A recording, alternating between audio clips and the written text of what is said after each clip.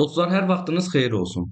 Bugün sizlərlə qanunvericilik fənnimizdə qaldığımız yerdən davam edirik və bugünkü mövzumuz məhkəmə hakimiyyəti olacaq konstitusiyada. Elə isə dostlar, gəlin başlayaq biz mövzumuza. İlk olaraq nəyə qeyd eləmək istəyirəm? Buradan da bunu X eləyim. Qeyd olunur ki, ədalət mühakiməsi yalnız Azərbaycan Respublikasının məhkəmələr tərəfindən həyata keçirilir. Bildiyiniz kimi bizdə belə idi ki, dövlət hakimiyyəti 3 qola bölünmüşdür və bu 3 qolda birində icra hakimiyyəti idi, prezidentə mənsubu idi, birində qanunverici hakimiyyəti idi. Bunu Milli Məclis həyata keçirirdi və digəri isə artıq məhkəmələrdir və burada da qeyd olunduğu kimi məhkəmə hakimiyyətini ədalət mühakiməsi yolu ilə yalnız məhkəmələr həyata keçirirlər. Bax bu da belə. Daha sonra davam eləyək dostlar. Və burada qeyd olundu nə demək istəyir? Deyir ki, məhkəmə funksiyasını başqa heç bir orqan yerinə yetirə bilməz. Maddənin şərhi bundan ibarətdir və indi isə məhkəmə hakimiyyətinin quruluşuna baxaq. Qeyd olunur ki, məhkəmə hakimiyyəti aşağıdakı qurumlar vasitəsilə həyata keçirilir. Bura aiddir Konstitusiya Məhkəməsi, Ali Məhkəmə, Apellyasiya məhkəmələri, Azərbaycan Respublikasının ümumi məhkəmələri və eyni şəkildə digər ixtisaslaşdırılmış məhkəmələr də buna aiddir. Daha sonra 125-ci maddənin 3-cü hissəsinə baxırıq və burada qeyd olunur ki, məhkəmə hakimiyyəti müxtəlif icraat formaları vasitəsilə həyata keçirilir. Baxın, burada biri var Konstitusiya məhkəmə icraatı, mülki icraat və bir də cinayət məhkəmə icraatı. Sonra da burada da qeyd olunur ki, cinayət məhkəmə icraatında isə prokurorluq və müdafiə tərəfi də eyni şəkildə iştirak eləyir və eyni şəkildə qanuna nəzərdə tutulmuş digər vasitələrlə bunlar həyata keçirilir. Yəni məhkəmə hakimiyyəti bunların həyata keçirilir. Qeyd olunur ki, məhkəmənin quruluşu və məhkəmə icraat qaydası nə ilə müəyyən olunur uşaqlar? Bu isə qanunla müəyyən olunur. Yadınızda saxlayın. Baxaq ki, növbəti hansıdır? Növbəti də. Burada isə qeyd olunur fundamental qadağalar və təminatlar. Uşaqlar, bizdə, yəni Konstitusiyaya görə fövqəladə məhkəmələrin yaradılması qadağandır və eyni şəkildə məhkəmənin səlahiyyətlərinin dəyişdirilməsi məqsədi ilə müəyyən olunmamış hüquqi üsulların da tətbiq edilməsinə yol verilmir. Uşaqlar, yəni burada qeyd olunur ki, yəni nə demək istəyir? Demək istəyir ki, hər hansısa bir qeyri-qanuni və ya qeyri-rəsmi üsuldan istifadə etməklə məhkəmələrin fəaliyyətinə müdaxilə eləmək olmaz. Fövqəladə məhkəmələr isə bunu deyib, xüsusi məhkəmələrin, yəni fövqəladə məhkəmənin yaradılmasını qadağan eləyir ona görə ki, məhkəmə sistemindəki belə deyək, qanunçuluğun qorunması məqsədi ilə məsələn, adi məhkəmə sistemi fəaliyyət göstərməli olduğu halda xüsusi məhkəmənin yaradılması olmaz. Xüsusən də 2-ci Dünya müharibəsində fövqəladə məhkəmələrin yaradılmasının daha çox rastımıza çıxır. Müəyyən xüsusi şəraitlərdə, yəni adi məhkəmə sistemindən fəaliyyətindən kənar yaradılmış məhkəmələrdir.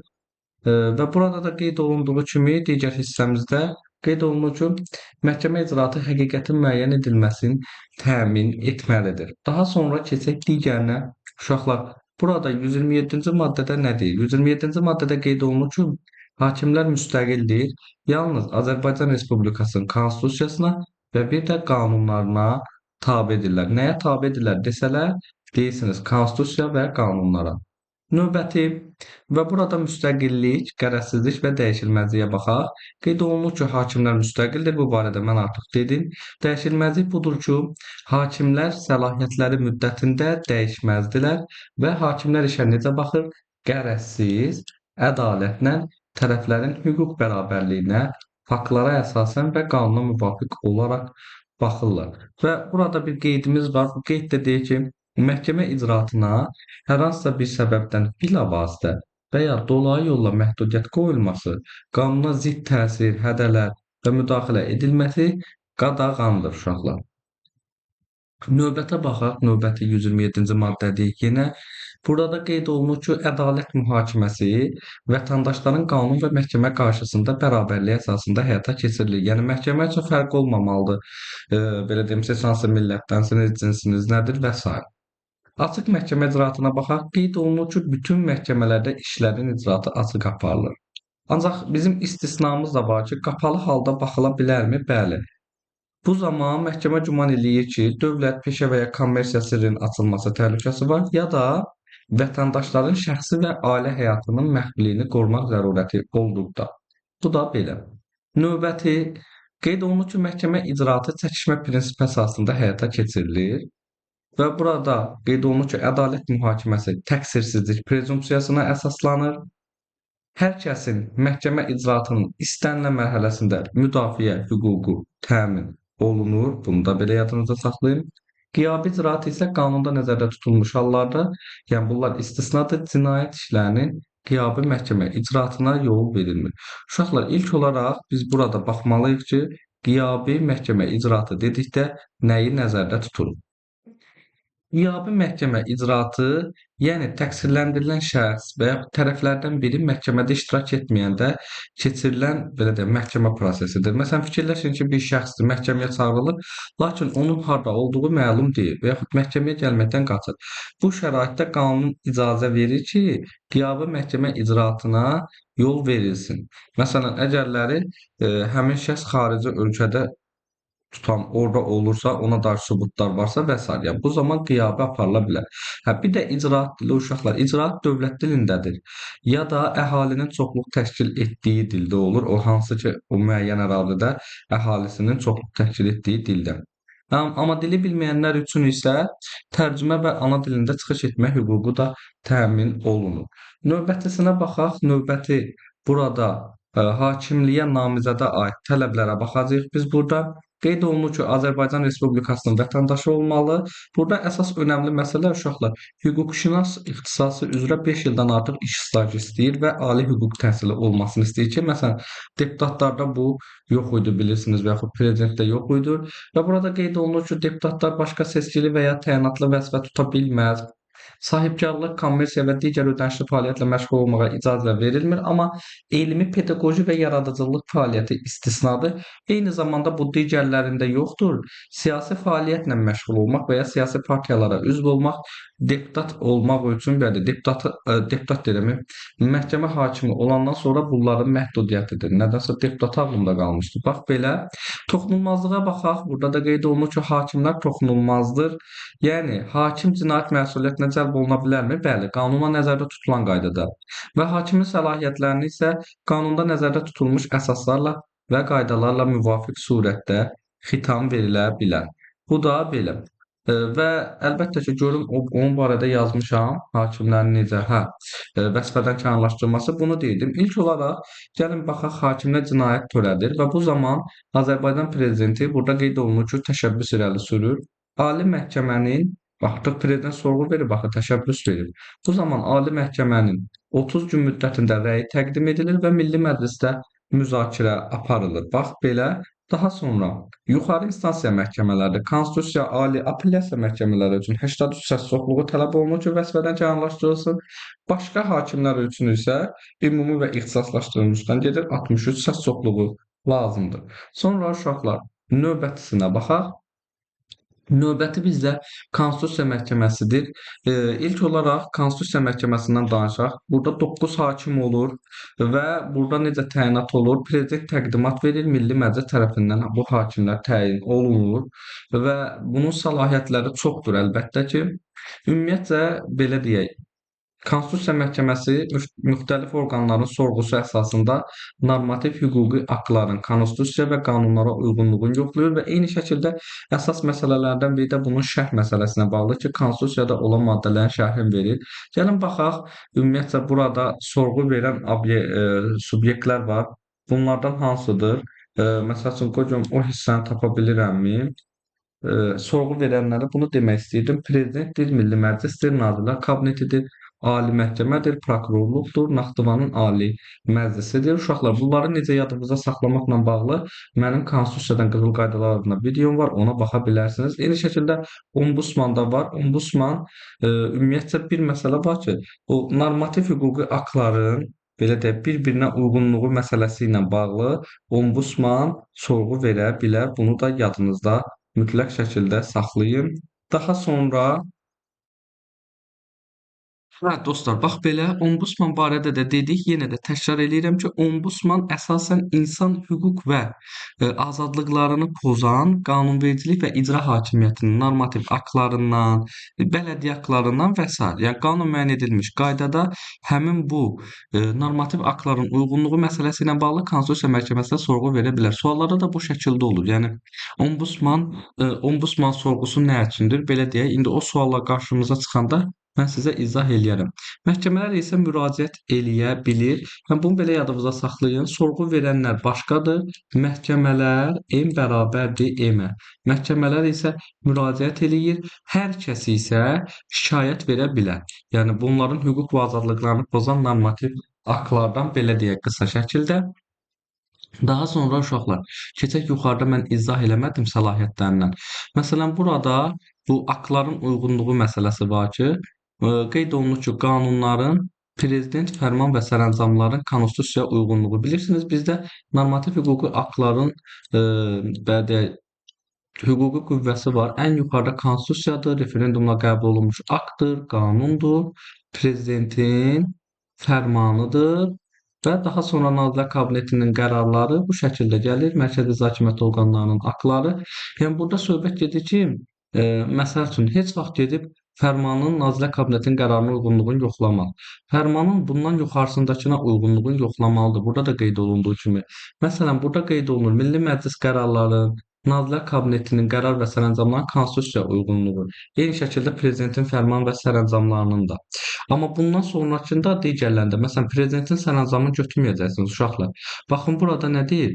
Deyir Mərkəzi İcra Hakimiyyəti orqanları. Bu Mərkəzi İcra Hakimiyyəti orqanlarının bu da lap aşağıdadır da. Bunun əlbəttə ki, uyğunluq məsələsində bu özündən yuxarıdakılarına uyğunluğunu yoxlamalıdır da. Bu da bunu deyir. Konstitusiyaya, qanunlara, prezidentin fərmanlarına, Nazirlər Kabinetinin qərarlarına uyğunluğu. Eyni şəkildə qanunla nəzərdə tutulmuş hallarda Ali Məhkəmə qərarlarının da konstitusiya və qanunlara uyğunluğunu yoxlayır. Sonra nə var? Əlbəttə ki, burada məsəl üçün qeyd olunur Naxçıvanın konstitusiyasının, qanunlarının və digər aktlarının Azərbaycan Respublikasının konstitusiya və qanunvericiliyinə uyğunluğu. Eyni şəkildə səlahiyyət bölgüsü məsələsini həll eləyir.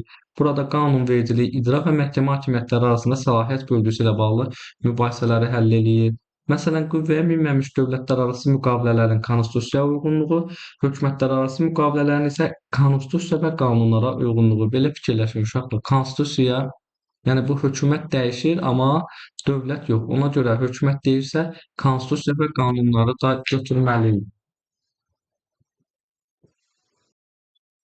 Dostlar, baxırıq digər məsələyə. Görək burada bu hissəni dedim artıq mən və növbəti isə bizdə qərarların gücündən danışacağıq. Söhbət gedir ki, Konstitusiya Məhkəməsinin qərarı Azərbaycan Respublikası ərazisində məcburi qüvvəyə malikdir və bunun da qərarları dərc olunmalıdır.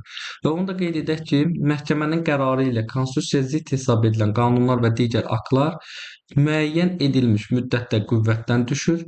Konstitusiya Məhkəməsinin qərarı ilə konstitusiyaya zidd hesab edilən dövlətlərarası müqavilələr isə ümumiyyətcə qüvvəyə minmir.